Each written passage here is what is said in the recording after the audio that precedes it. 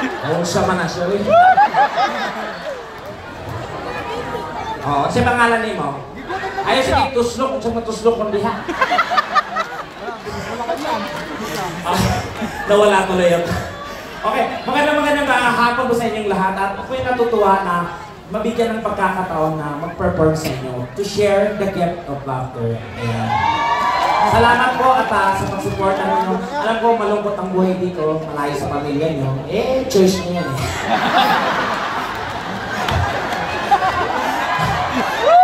And of course, thank you so much kay Father na talagang nag-ano sa akin. Kinakabahan nga ako, ano kayong magiging crowd? Kasi, kumensyante yung kinuha niya. Alam, malamang prayer meeting tayo dito. Siyempre, biro-biroan po ngayong araw na to, ha? So, dadalhin ko ang comedy bar mula sa Manila papunta dito sa Korea para po sa inyo laso. Oo. Dapat maging open-minded tayong lahat ngayon. Bawal ang pikon. Ngayong araw to, pantay-pantay tayo. Walang mayaman, walang mahirap. Oo, kung mayaman kayo, magpa-andar, mamigay ng pera dahil mayaman. Ha? Pag mahirap, huwag gagalaw, baka makabasag. Oo, pag mahirap, umuwi ng maaga. Matulog, mahirap magkasakit. Oo nga, kaya nga diba, sa Manila nga nato, sobrang ang hirap ng buhay sa Manila. Pero sobrang kayo ang sobrang nagbibigay ng lakas sa amin. Kasi from YouTube, grabe ang followers ko sa YouTube. Thank you so much. Kasi isa yan sa mga, kayo nanonood kayo, no?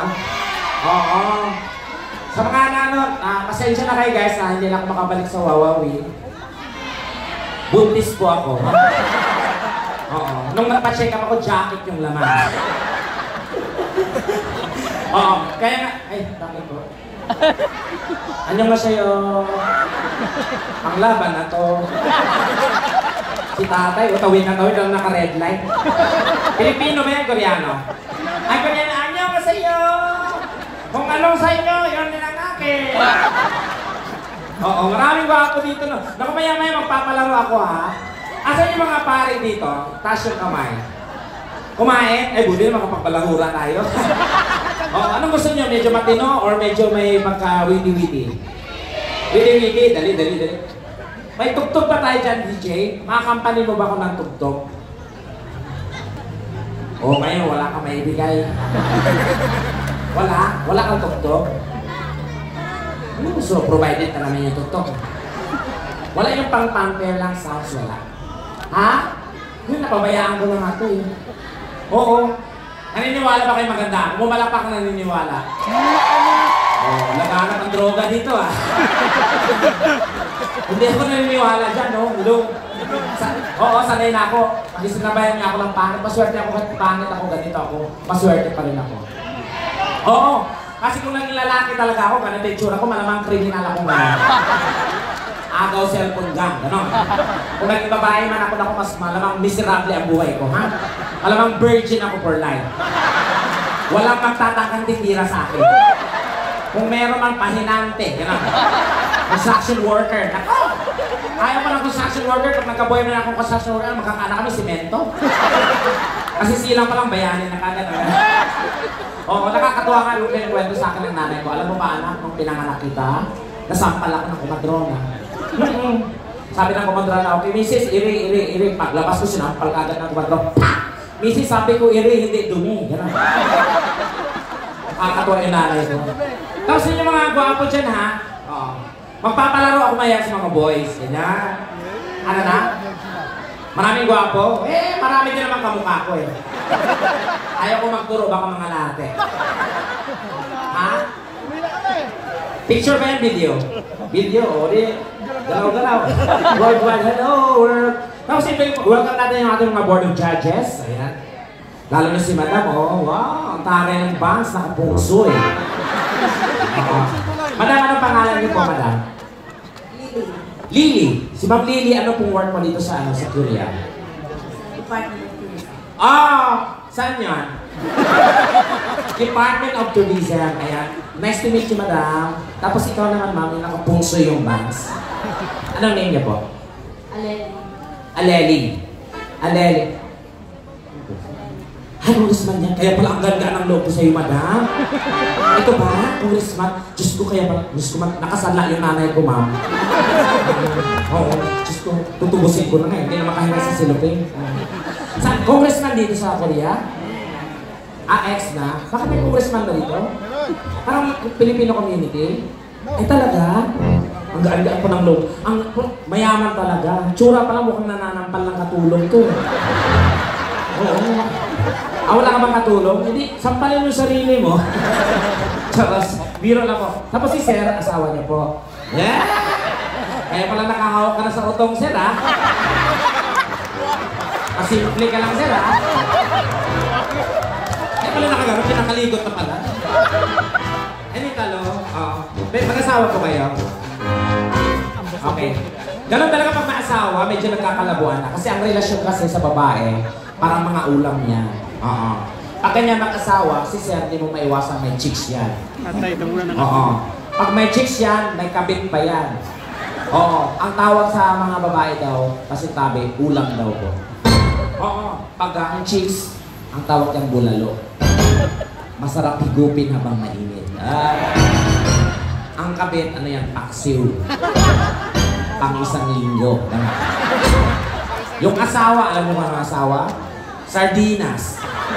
Kakainin pa, walang-wala na talaga.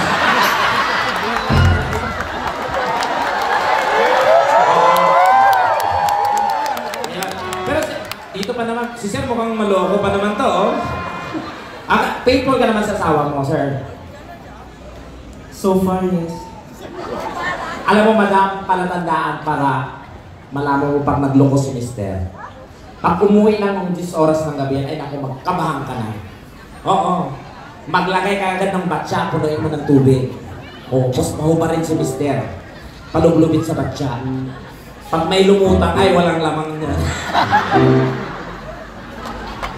Pag lumutang yun. Sige. Ilang years na po kayo mag-asawa? Ano kayo mag-asawa? So ano to? Nagbabanatan lang kayo, gano'n? Walang commitment. Sige. Hoy, biro-biro lang po, ha?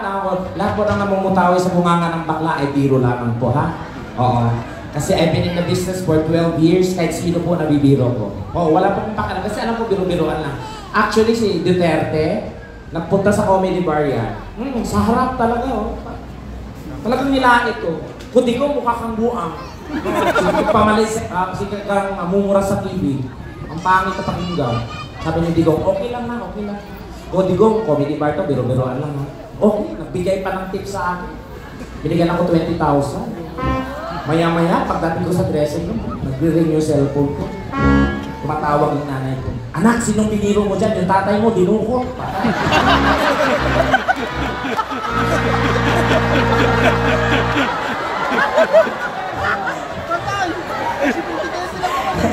Si Miriam Santiago din, biniro ko rin. Tawa kayo ng tawa, hindi pa ako nag-joke. Nakakagago kayo. Wala, tawa pa siya ng tawa, sampali ko nga. Hindi nagreklamo. Nagbigay pa ng tip. Maya-maya, pagbaba ko ng stage, may 2 nakabarong, binitbit ako palabas. Sinakay ako sa van.